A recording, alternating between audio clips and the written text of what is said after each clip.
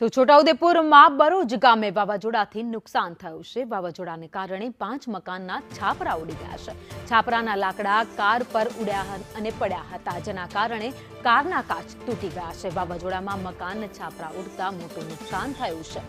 વધુ અપડેટ સાથે સંવાદદાતા અમિત પટેલ અમારી સાથે જોડાઈ ગયા છે। અમે છોટાઉદેપુરમાં વરસાદ વરસ્યો, જેના કારણે ગાડીઓને અને મકાનને નુકસાન થયું।